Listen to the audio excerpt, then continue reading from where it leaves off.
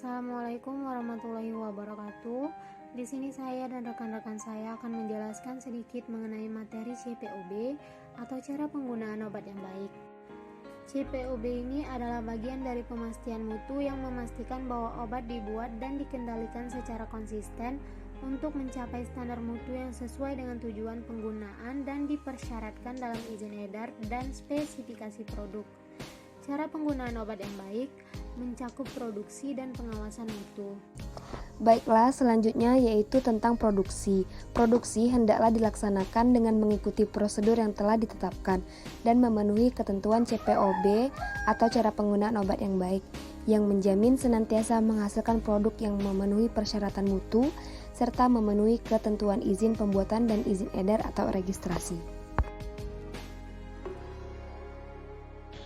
Kemudian untuk proses produksi CPOB meliputi beberapa tahapan, diantaranya adalah A. Yaitu bahan awal, B. Validasi proses, C. Pencegahan pencemaran silang, D. Sistem penomoran, batch atau lot, E. Penimbangan dan penyimpanan, F. Pengembalian, G. Pengolahan, kemudian H. Bahan dan produk kering, I. Pencampuran dan granulasi, J. Pencetak tablet, K. Penyalutan, I. Pengisian kapsul kertas, M. Penandaan tablet salut dan kapsul, kemudian N. Cairan krim dan salep non steril, O. Bahan pengemas. Kemudian O untuk kegiatan pengemasan, P. Pramodifikasi bahan pengemas, Q. Kesiapan jalur, S. Praktik pengemasan, dan T. Penyelesaian kegiatan pengemasan.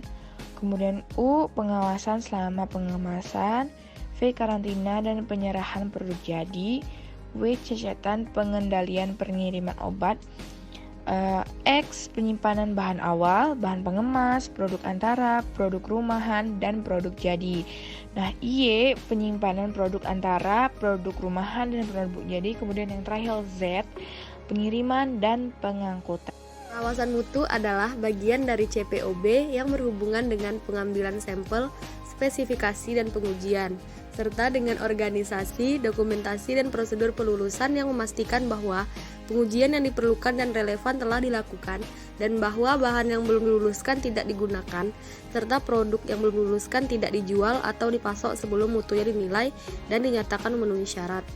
Baiklah, di sini saya akan menjelaskan sedikit tentang persyaratan dasar dari pengawasan mutu, yaitu yang pertama, sarana dan prasarana yang memadai. Lalu yang kedua, pengambilan sampel bahan awal, bahan pengemas, produk antara, produk ruahan, dan juga produk jadi dilakukan oleh personil dengan metode yang disetujui oleh pengawasan mutu. Lalu yang ketiga, metode pengujian disiapkan dan divalidasi. Lalu yang keempat, produk jadi berisi zat aktif dengan komposisi secara kualitatif dan kuantitatif. Lalu yang kelima, dibuat catatan hasil pemeriksaan dan analisis bahan awal dan juga bahan pengemas, produk antara, produk ruahan, dan produk jadi secara formal dinilai dan dibandingkan terhadap spesifikasi. Lalu yang keenam, sampel tertinggal dari bahan awal dan produk jadi disimpan dalam jumlah yang cukup untuk dilakukan pengujian ulang bila perlu. Sampel produk jadi disimpan dalam kemasan akhir kecuali untuk kemasan yang besar.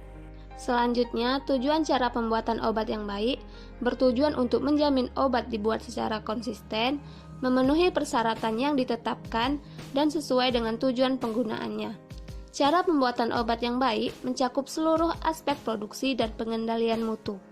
Adapun pedoman cara pemakaian obat yang baik yaitu A. Sistem mutu industri farmasi, B. Personalia, C. Bangunan dan fasilitas, D. Peralatan, E. Produksi, F. Cara penyimpanan dan pengiriman obat yang baik, G. Pengawasan mutu, H. Inspeksi diri, I. Keluhan dan penarikan produk, J. Dokumentasi, K. Kegiatan alih daya, I. Kualifikasi dan validasi, M. Pembuatan produk steril, N. Pembuatan bahan dan produk biologi untuk penggunaan manusia, O. Pembuatan gas medisinal, P. Pembuatan inhalasi dosis terukur bertekanan, Q. Pembuatan produk darah, R. Pembuatan obat uji klinik, S. Sistem komputerisasi, T. Cara pembuatan bahan baku aktif obat yang baik.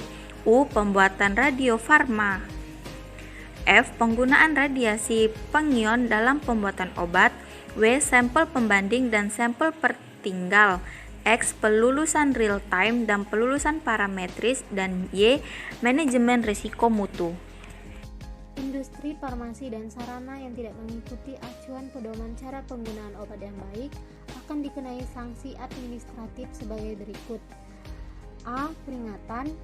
B. Peringatan keras. C. Penghentian sementara kegiatan. D. Pembekuan sertifikat cara penggunaan obat yang baik. E. Pencabutan sertifikat cara penggunaan obat yang baik. Dan terakhir, rekomendasi pencabutan izin industri farmasi. Baiklah teman-teman, demikian video tentang CPOB yang dapat kelompok kami jelaskan. Lebih dan kurang kami mohon maaf. Kami akhiri. Wassalamualaikum warahmatullahi wabarakatuh.